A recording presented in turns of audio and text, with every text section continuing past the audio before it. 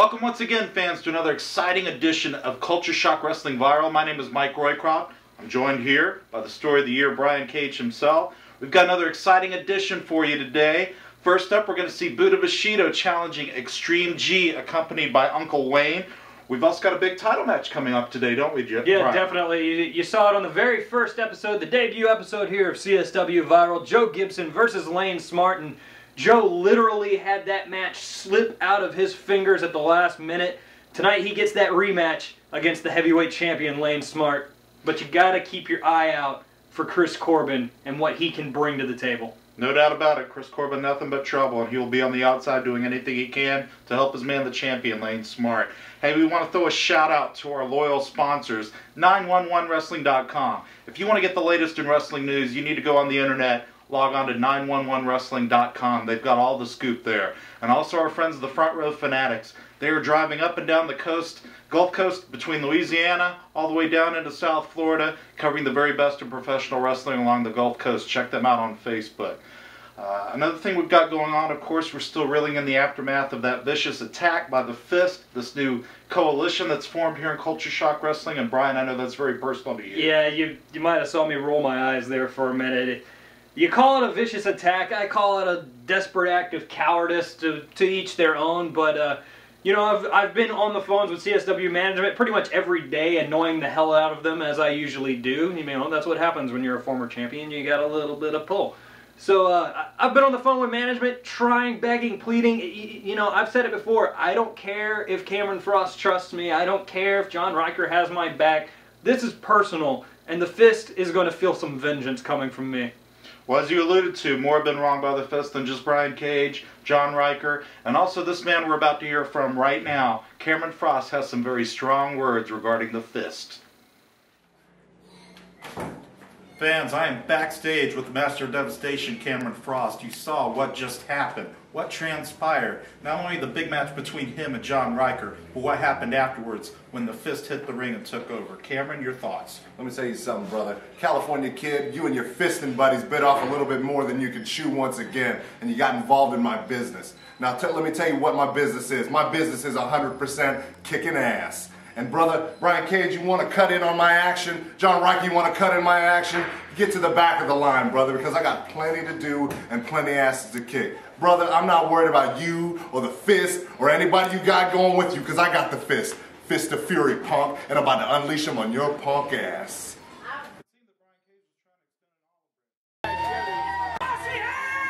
And fans, we're here at the Maciot Community Center, the very popular Bushido coming out for his big match. Yeah, Buddha, not one to, at least until lately, when Matt Havard attacked him and ripped off the mask that he once wore. Kind of went a little unnoticed. Been in a few promotions in the area, but trying to make a name for himself here in CSW, and the fans are really starting to get behind him. Well, he certainly got his hands full today facing Extreme G. Making his ring entrance now, Uncle Wayne.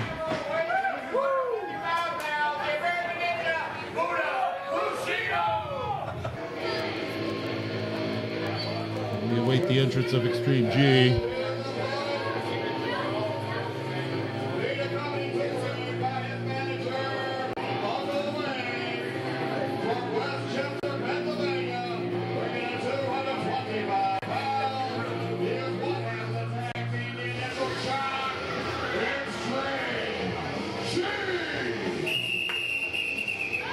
Here's Uncle Wayne with that annoying whistle. Extreme G making his way to the ring. Uncle Wayne's certainly there to cause distraction and help his man Extreme G, whether it be with the whistle, or outside interference, or whatever. Yeah, really hard to focus on what's going on in the ring when you got this obese Oompa Loompa in ringside blowing a whistle in your ear the whole time, but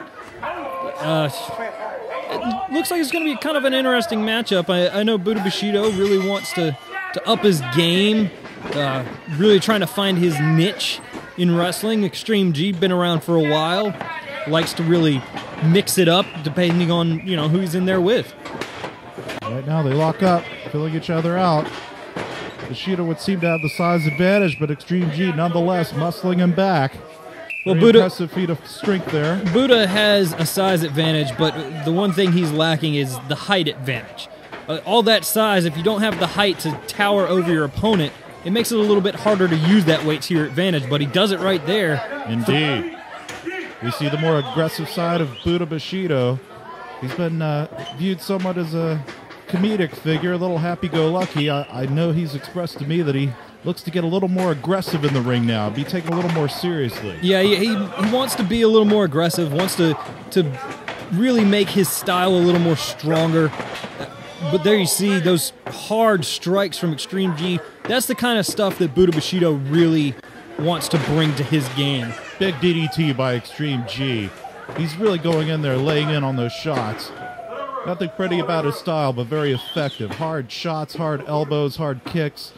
He's just ready to maul the man. And there's Uncle Wade blowing the whistle, adding insult to injury there from the outside. Buddha Bushido's got his hands full here with Extreme G. You know, if I didn't know any better, I would think that Uncle Wayne would be Buddha Bushido's uncle. Big drop kick. Well, you make a point there. It's a bit of a rotund resemblance, if you will. Big knees to the back by Extreme G. And that's what you were talking about earlier. It's not very pretty, but it is effective. Those knees driving into your upper spine. Oh, big kick to the chin. Right on target there. Takes Bushido down. You really have to see a chiropractor the next day after you've been in the ring with Extreme G. I mean, he will throw you out of alignment. Boom. Oh. Big chop by Extreme G. Bushido getting the worst end of this so far. Extreme G very effective on the offense.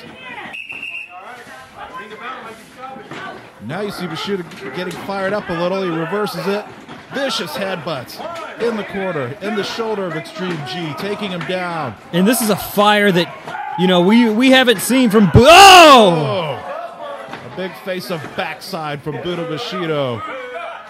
It's definitely, he's doing a much better job of being more aggressive like he wanted to. I was about to say, I've never really seen him show this quite this kind of fire before. Yeah, he's always kind of been a miscreant when it comes to gaining offense in the ring, but you know, he's really starting to come into his own. Yelling at Uncle Wayne, too. Keeping a psychological advantage, but there's the distraction there. He took his eye off the ball, and he's taking advantage. He took his eyes off the prize, and he let Uncle Wayne get under his skin, and that's something that you can tell the youth in Buddha Bushido that's a rookie mistake. And it's something that someone like Buddha Bushido, who hasn't been wrestling for very long, is going to have happen to him from time to time. Nonetheless, he's taking it right back to Extreme G. What we got here? Big belly-to-belly suplex with the full weight of Buddha Bushido coming down on Extreme G. He's calling for the brain chop. This could be it. Well, wait a minute. Uncle Wayne, once again, causing a distraction, taking Bushido's eyes off the ball, so to speak. Well, he's not just taking his eyes off. He grabbed his whole foot. Surprised there's not a disqualification here. Maybe the referee didn't quite see that. Bushido once again taking the charge. Oh! Reversal. Just the distraction Extreme G needed. And a twisting cravat there. Vicious neckbreaker type maneuver. And he gets the 3 count. Wow. Looked like Bushido had him, and Uncle Wayne comes through with the distraction.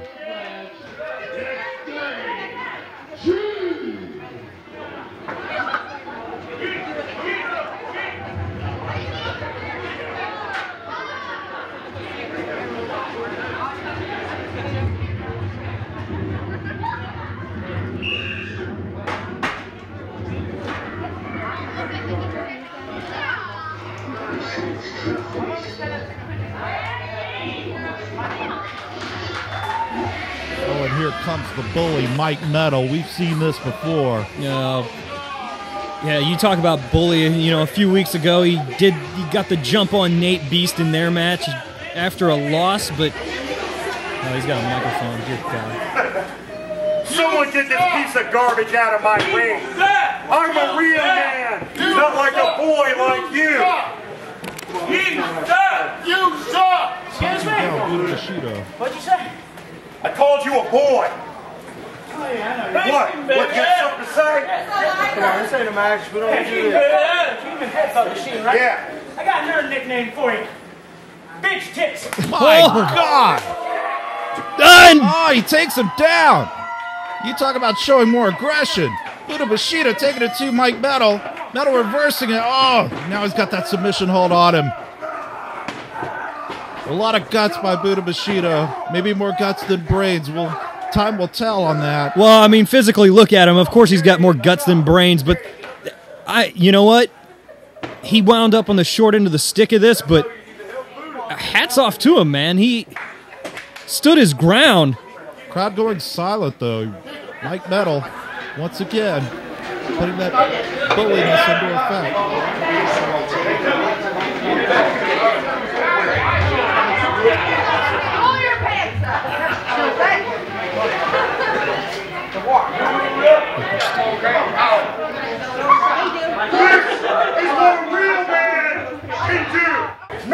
Mike Metal rubbing more salt in the wound verbally now after that brutal attack. This isn't even his match. I don't know why he's out here. Looks like he said he's just a bully. Let's go! Let's go, boy! Let's go,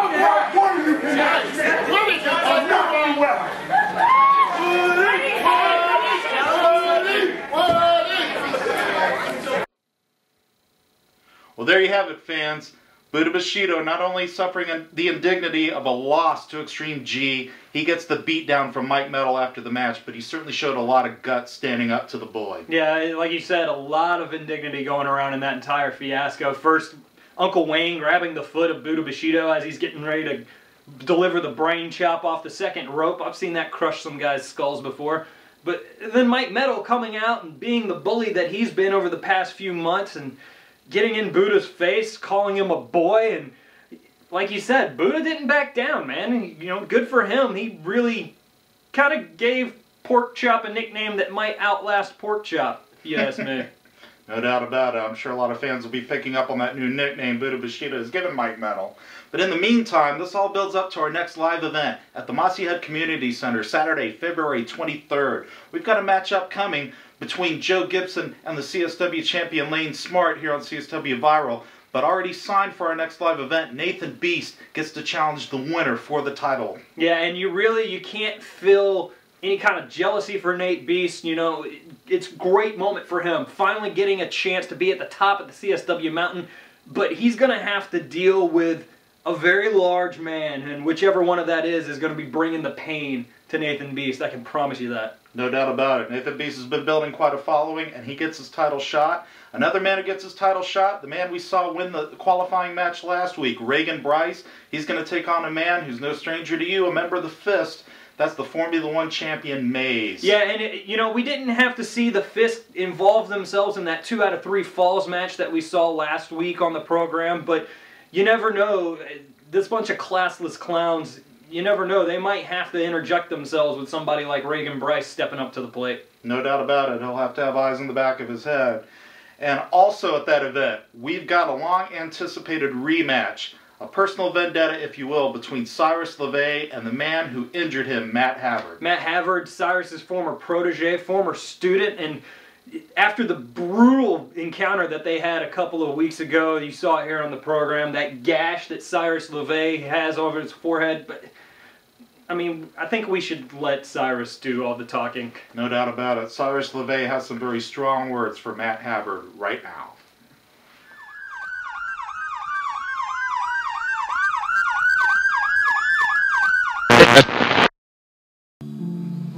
Matthew, they say that every action has an equal and opposite reaction, and they're probably right. And they say that payback's a bitch, but they're wrong.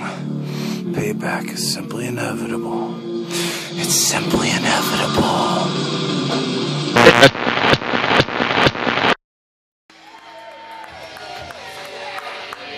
Working class hero Joe Gibson making his way to the ring, fans, for this championship rematch with Lane Smart. We already saw the last encounter here on Viral a few weeks ago. Joe really controlling the match, but coming up short in the end. And now look at this. He is waiting at the entrance, ready to take advantage. Somebody's coming through that curtain as a sitting duck, I'll tell you what. Yeah, it's, you know what, given the history that I've seen, I kind of got a feeling of who's going to get the brunt of this. Yeah, it's not a very good thing when Joe Gibson is angry. Take it from me. This guy has bloodied me up several times. Oh, here it comes. And a nicer guy it couldn't happen to. Oh, vicious chair shot to the head of Chris Corbin, taking him right out of the equation. He's not going to be a distraction now. He is out cold. And now Joe taking it to the champion, Lane Smart.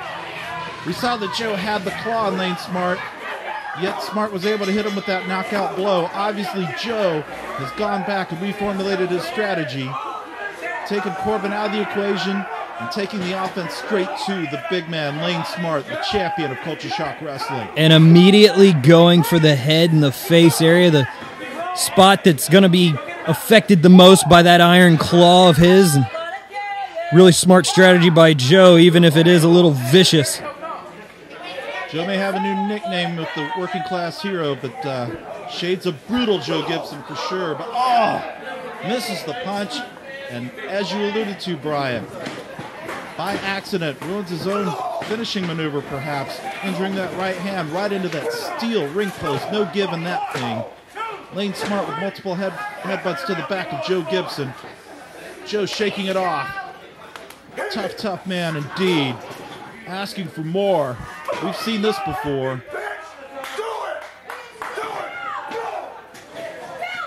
Yeah, both of these guys can throw it just as much as they can take it. This is going to be a fight. Joe Gibson as tough as they come, but Lane Smart certainly no pushover. This is going to be a clash of the titans. Wow. Big miss in the corner there. Big elbow straight to the chin there of Lane Smart by Joe Gibson. But you see how he still couldn't even get the big man down. There he goes! Taking to the air. A little uncharacteristic of Joe Gibson. Joe is one of the more athletic big guys that you will ever see in the area.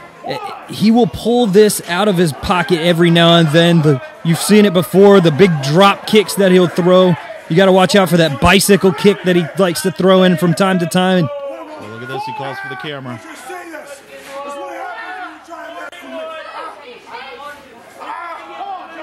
Joe with a mean streak as bad as anybody on this planet, that's for sure. Do we call it shades of Isaac Yankem right there? I mean, he was ready to unhinge his jaw. No question. Joe Gibson going all out. He knows he's a bit on the defensive as far as the win-loss record against Lane Smart right now. This is his rematch, and he's making the most of it. Well, and Joe has never held the heavyweight title in CSW. He's held heavyweight championships in every promotion he has ever been a part of. No matter where it is, from Pensacola to Loxley to Funiac, everywhere he has been a champion, except at CSW. This is the one title he wants most. Big reversal by Lane Smart. And I know that's got to eat at Joe as a competitor. He's fiercely competitive. He's used to that taste of gold, being the man on top of the mountain, if you will. And he came up just short last time with Lane Smart.